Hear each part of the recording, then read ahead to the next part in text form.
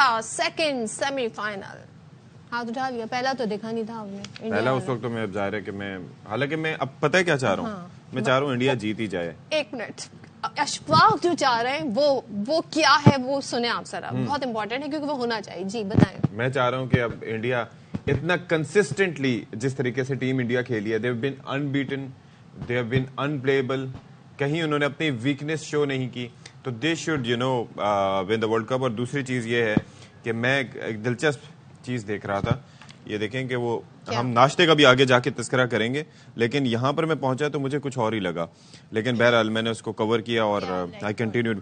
ہر شہر کے ناشتے کی اپنی پہچان ہے، اور بلا شبہ ہر شہر کا ناشتہ جو ہے وہ بڑا مختلف ہوتا ہے اور ورائٹیز ڈفرینٹ ہوتی ہیں. بہرحال شکر ہے کہ ایسے پڑھنے میں نہیں آیا. لیکن بات یہ ہے کہ جنوبی افریقہ جو ٹیم ہے، دے ہیو بین ویری ان لکی.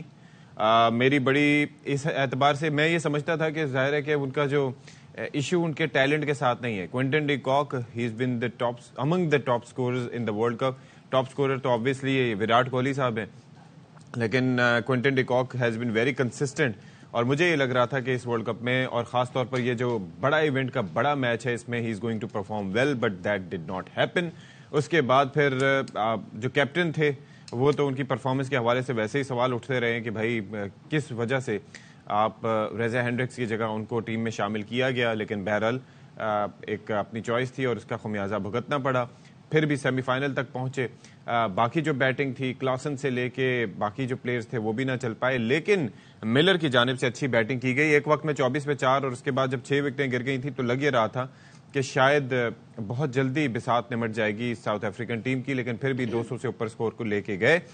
اور اب لیکن پھر جو ہے پہلے ناکام بیٹنگ، ایک تو یہ وکٹ بھی تھوڑی سی ڈفرینٹ تھی صدف، بال جو ہے نا کافی پھنس کے، یعنی کہ جہاں پر آپ اینٹیسپیٹ کرتے ہیں ویسے نہیں آ رہا تھا.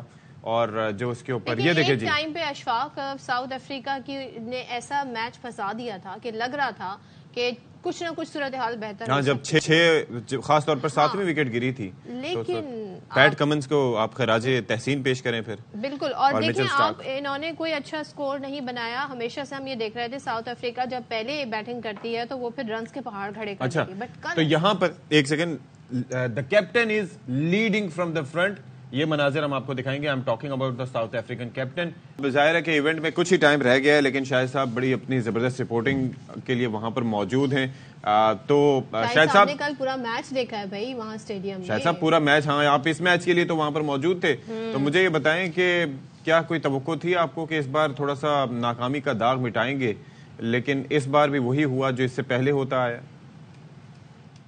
جنوبی افریقہ نے ٹاس تو بہت اچھا جیتا تھا، لیکن وہ اسکور نہیں کر سکے. اگر یہی اسکور 250 ہوتا تو میچ بڑا قریب چلا جاتا. اس کے باوجود بھی ان کے کپتان نے، جو ٹیمبا باووما ہیں، بڑی فائٹ کی. اور فائٹ کس طرح کی کہ انہوں نے وکٹیں لی، ریگولر بالنگ چینج کی، اور ایک وقت جب 7 آؤٹ ہو گئے تھے اور 8ویں وکٹ اگر انہیں مل جاتی جو پیٹ کمنس کی تھی، ماکرم کی گیند پہ کوئنٹن ڈی کاک سے کیچ چھوٹ گیا پیچھے وکٹ کے، اس وقت بھی 18-19 رن چاہیے تھے. تو انہوں نے فائٹ بہت کی اور واقعی سوالات بہت ہوئے باووما کی انکلوژن پہ. انہوں نے ٹاس پہ کہا تھا کہ میں 100% فٹ نہیں ہوں لیکن میں کھیل رہا ہوں. اور جنوبی افریقہ کی کرکٹ میں کوٹا سسٹم ہے، آپ کو ہر 11 پلیئر میں 6 کلرڈ پلیئر کھلانے پڑتے ہیں. اس میں 4 مقامی کھلاڑی، یعنی آپ سمجھ گئے ہوں گے ٹیمبا باووما کی طرح کے 4 کھلاڑی ہونے چاہیے. ایک آدھ میچ میں آپ نہ کریں تو فوراً ان کے اسپورٹس منسٹر کا فون آ جاتا ہے کہ آپ جو رول ہے اس کی رول گردانی کر رہے ہیں، اس کی خلاف ورزی کر رہے ہیں. تو باووما کھیلے اس پورے ٹورنامنٹ میں، انہوں نے رن نہیں بنائے، وہ انفٹ بھی رہے، لیکن ان کی جو فائٹنگ کوالٹی ہے اس کے اوپر بڑے سوالات ہوئے پریس کانفرنس میں. اور کوچ نے اس کو ڈیفینڈ کیا کہ ہاں وہ فٹ 100% نہیں تھا، لیکن آپ اس کی باڈی لینگویج دیکھیں پورے فیلڈ میں انہوں نے جس طرح فائٹ کی. ہم قریب آ گئے تھے جیت کے لیکن ہم جیت نہیں سکے. تو جنوبی افریقہ نے تھوڑا سا کم اسکور کیا تھا. 92 سے ان کی کرکٹ کی تاریخ شروع ہوتی ہے، اور ہم جیسے انہوں نے انٹری دی ساؤتھ افریقنز نے کرکٹ ورلڈ میں، اس میں ہمیشہ سے ہاں جی ری انٹری دی، اور بڑے پاورفل ٹیم کے طور پہ ہمیشہ سے آئے. سیمی فائنل ہو فائنل ہو پہنچتے ہیں مگر ہمیشہ ہار جاتے ہیں. تو یہ آج تو یہ ٹیم ہے، اس سے پہلے دوسری ٹیمیں ہوتی ہوں گی. تو کیا سسٹم میں خرابی ہے، کیا مسئلہ ہے ان کے ساتھ؟